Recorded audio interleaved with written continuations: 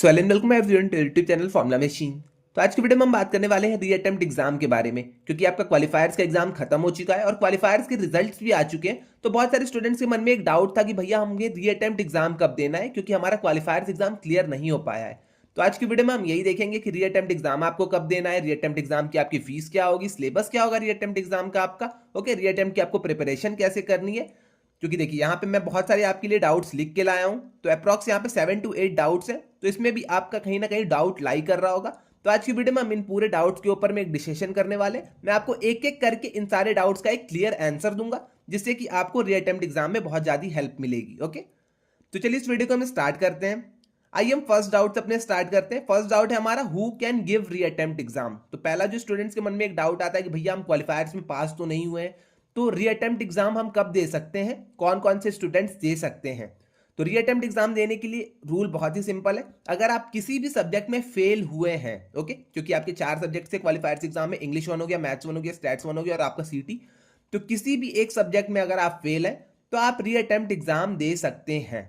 Okay, तो इतनी चीज आई थिंक आपको क्लियर हो गई होगी। अब कुछ लोग ये भी पूछेंगे कि भैया 4 सब्जेक्ट्स थे, उसमें से मैं 2 में फेल हो गया हूं, तो क्या मुझे चारों के री अटेम्प्ट एग्जाम देने पड़ेंगे? तो ऐसा नहीं है। आप जिन भी 2 सब्जेक्ट्स में फेल हुए हैं, आप उन दोनों के ही बस री अटेम्प्ट एग्जाम दीजिए। ओके, तो इतनी चीज आई थिंक आपको क्लियर हो गई होगी। अगर आप 4 सब्जेक्ट्स में से 3 सब्जेक्ट्स में फेल हैं, तो आपको 3 के ही री अटेम्प्ट देने होंगे। एक जिसमें आप पास हुए हैं उसके आपको री अटेम्प्ट एग्जाम नहीं देने पड़ेंगे। ओके, क्योंकि मेजरली यहाँ पे लोग रहते हैं जो कि 3 सब्जेक्ट्स को क्लियर कर जाते हैं, बट उनका एक सब्जेक्ट जो रहता है वो कोई भी आपका फेल हो जाता है उसमें। तो आपको बस वो जो एक सब्जेक्ट जिसमें कि आप फेल हुए उसके री अटेम्प्ट के एग्जाम देने पड़ेंगे। ओके, इतनी चीज आई थिंक आपको क्लियर हो गई होगी। अब आइए सेकंड डाउट के ऊपर हम चलते हैं। सेकंड डाउट है हमारा, री अटेम्प्ट एग्जाम का सिलेबस। अब नेक्स्ट जो डाउट आएगा कि भैया री अटेम्प्ट एग्जाम का सिलेबस क्या होगा, क्या वो 4th वीक तक होगा या फिर वो 6th या 8th वीक तक होगा। तो री अटेम्प्ट एग्जाम का जो सिलेबस आपका पुराना वाला था 4th वीक तक, वही आपका सेम सिलेबस यहाँ पे भी रहने वाला है। तो री अटेम्प्ट एग्जाम का सिलेबस आपका बहुत ही ज्यादा क्लियर है। 4 वीक्स जो कि आपने पिछली बार भी पढ़ा था, सेम वही 4 वीक्स आपके इस बार भी आएंगे। तो री अटेम्प्ट एग्जाम के सिलेबस को लेके आपके मन में डाउट होना नहीं चाहिए। जो 4 वीक आपके पहले थे वही 4 वीक आपके फिर से आने वाले एग्जाम में।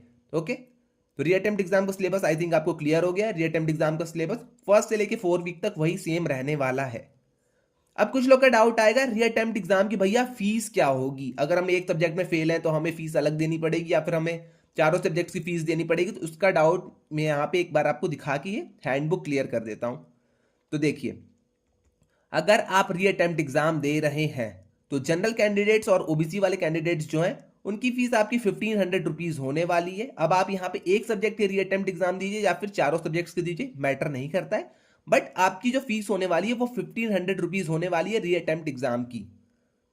अब वहीं SC ST वाले अगर आप स्टूडेंट हैं, अगर आप SC ST से कैटेगरी से बिलोंग करते हैं, तो आपको यहाँ पे 750 रुपीज ही देने पड़ेंगे। ओके, फिर से मैं बता रहा हूं, ये एक सब्जेक्ट की आपकी फीस नहीं है, ये आपकी चारों सब्जेक्ट की फीस है। आप अब एक सब्जेक्ट दीजिए, 2 सब्जेक्ट दीजिए, 3 दीजिए या 4 दीजिए, टोटल आपकी जो फीस रहने वाली है वो आपकी 1500 रुपीज ही लगेगी। ओके, उसके अलावा अगर आप SC ST PWD वाले हैं तो आपको 375 रुपीज ही देने पड़ेंगे। ओके, तो ये चीज आई थिंक आपको क्लियर हो गई होगी, फीस आपको आई थिंक क्लियर हो गई होगी। अब इसके बाद जो नेक्स्ट डाउट आता है स्टूडेंट्स का, कैन आई गिव री attempt exam only for 1 subject? तो जैसा कि मैं आपको पहले वाले पॉइंट से रिपीट कर रहा हूं, तो हाँ, आप पहले मतलब एक ही सब्जेक्ट के लिए आप री अटेम्प्ट एग्जाम दे सकते हैं, क्योंकि ज्यादातर स्टूडेंट्स एक सब्जेक्ट में फेल होते हैं, तो हाँ वो एक सब्जेक्ट के लिए री अटेम्प्ट एग्जाम दे सकते हैं। 2 सब्जेक्ट में अगर आप फेल हैं तो आप 2 सब्जेक्ट के लिए री अटेम्प्ट एग्जाम दे सकते हैं। बस ध्यान ये रखिएगा कि जिस सब्जेक्ट में आप फेल हैं आपको उसके लिए री अटेम्प्ट एग्जाम देने पड़ेंगे। ओके,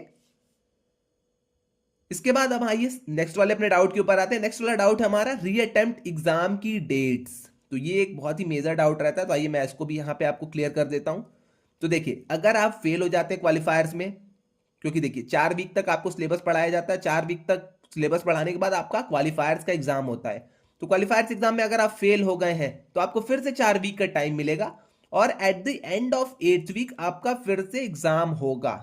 ओके, तो at the end of 8th week जब आपका एग्जाम होगा तो वो आपका री अटेम्प्ट एग्जाम रहेगा। ओके, तो यही है आपका 8th वीक के बाद आपका फिर से एग्जाम होगा, 4 वीक का फिर से आपको टाइम मिलने वाला है। तो 4 वीक में आप अच्छे से अपनी पढ़ाई करिएगा। डेट तो मैं अभी यहाँ पे बता नहीं पा रहा हूँ, क्योंकि देखिए डेट आप यहाँ पे अपनी नेक्स्ट वाली जो आपकी क्विज 2 की डेट रहेगी, सेम उसी डेट को आपका री अटेम्प्ट एग्जाम भी पड़ेगा। तो तो आप डेट्स एक बार हैंडबुक में देख लीजिएगा कब आपकी डेट है। ओके, तो ये सारी चीजें आप खुद से देख लीजिएगा, बट 8th वीक में आपका फिर से रीअटेम्प्ट एग्जाम होगा। अब इसके अलावा जो नेक्स्ट आपका डाउट आता है, 1 मिनट, हाँ, अब यहाँ पे बहुत सारे स्टूडेंट्स पूछते हैं कि भैया प्रिपरेशन हम कहाँ से करें, क्योंकि ये हमारे पास लास्ट अटेम्प्ट है तो कैसे भी करके हमें अच्छी सी खासी प्रिपरेशन करनी होगी। तो प्रिपरेशन हम कहाँ से करें? तो प्रिपरेशन के लिए जो भी आपको आईआईटीएम ने पढ़ाया है 4 वीक्स का, उन्हीं को आप थॉरोली रिवाइज करिए। जो आपके असाइनमेंट्स हैं, आप असाइनमेंट्स को अच्छे से करिए। प्रैक्टिस क्वेश्चंस जो आप कहते हैं, प्रैक्टिस क्वेश्चंस को बनाइए। उसके अलावा आप पीवाईक्यूज का ट्राई करिए। अब कुछ लोग कहेंगे भैया पीवाईक्यूज हमें कहाँ मिलेंगे, नोट्स हमें कहाँ मिलेंगे? तो उसके लिए हमारी ई बुक है, ओके, और आपकी यहाँ पे हार्ड कॉपी में भी क्वालिफायर क्रैकर की बुक है। तो अगर आपको वो लेनी है तो आप वहां पे उसको भी ले सकते हैं। मैं आपको लिंक डिस्क्रिप्शन और कमेंट सेक्शन में पिन कर दूंगा, क्योंकि देखिए आपका वहां पे इंटीजर टाइप क्वेश्चंस आपको मिल जाते हैं, multiple choice, multiple select questions मिल जाते हैं, पीवाईक्यूज आपको मिल जाएंगे 2022 से लेकर 2025 तक सारे। तो अगर आपको उसकी ई बुक लेनी है तो एकदम सस्ते प्राइस में, आई थिंक 139 के अप्रॉक्स में, तो आप उसको अगर चाहें तो आप उसे ले सकते हैं। वरना आपका जो मटेरियल है यहाँ पे आईआईटीएम जो आपको देता है वो सफिशियंट है। ओके, तो लिंक मैं आपको डिस्क्रिप्शन में दे दूंगा प्रिपरेटिव मटेरियल्स की। तो अगर आपको लेनी है तो आप वहां से जाके कमेंट सेक्शन में या फिर डिस्क्रिप्शन से जाके उसे ले सकते हैं। ओके, उसके अलावा जो लास्ट क्वेश्चन आता है यहाँ पे स्टूडेंट्स का, what if I fail reattempt exam. अब कुछ लोग कहेंगे भैया अगर हम रीअटेम्प्ट एग्जाम में भी फेल हो जाते हैं तो उस केस में हमें क्या करना पड़ेगा?